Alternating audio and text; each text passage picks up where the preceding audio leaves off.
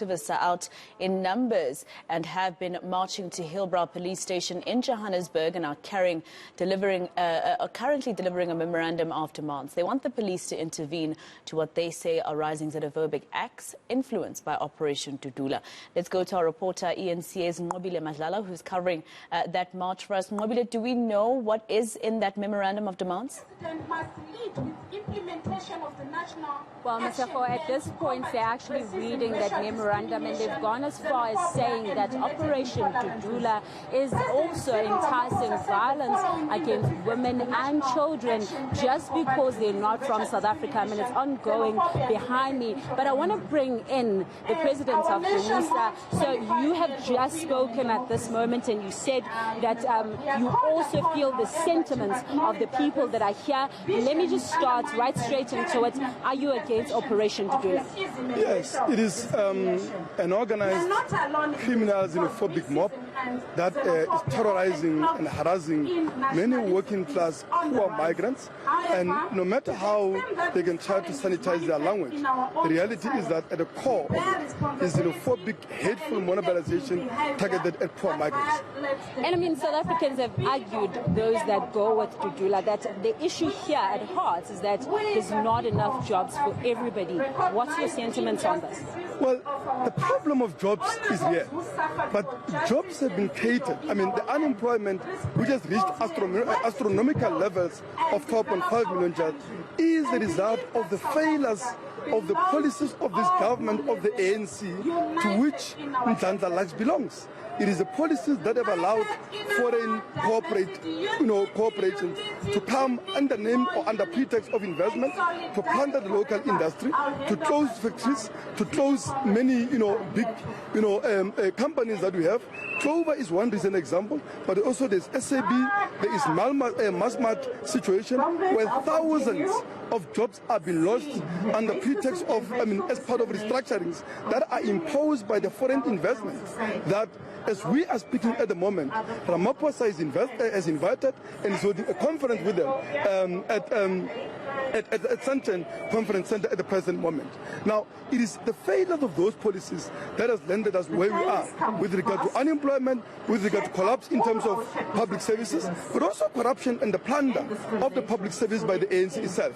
For me, the solution is that the working class has got to be able to figure out the ANC must go out of power. Essence of yesterday.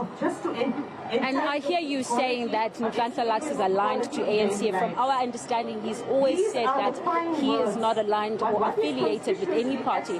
Those are big allegations. I mean, he was the guest speaker of the ANC League during the 21st March, but you just have to look at what information is being shared.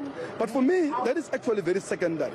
The primary issue here is this. Government and the big corporation that dominate our economy are the ones that are ultimately responsible for this crisis. As we are speaking now, the Minister of Labour and Employment has published quite a xenophobic set of policies that seek to restrict, ways of migrants making a very honest and lawful, gainful employment in this country, which is going to push many into life of crime and all the things and so on, which they'll use again to scapegoat, to harass and to criminalize a lot of the poor migrants. But the reality is, it is the same minister who sat with us in the meeting with Clover, which is closing about 6 factories, which is retrenching about 2,000 workers.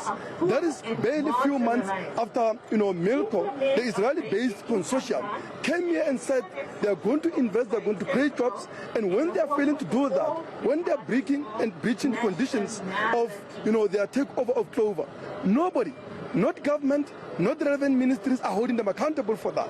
And that is a story that I can go on and on to refer a number of other instances. So are you saying then that we should blame the ANC government for this high unemployment rate and for xenophobia?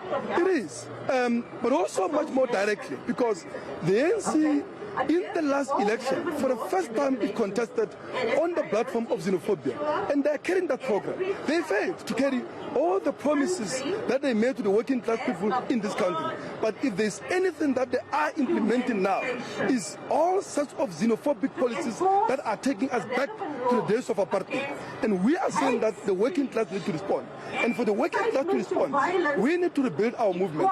We need to rebuild our organizations at level of trade unions, at level of the communities, to be able to confront both the government, both the corporations, and the capitalist logic of profit making that is throwing many people into intolerable levels of poverty and unemployment, but also is collapsing public services. We desperately need to sustain, but also to improve the quality of life of many working class people.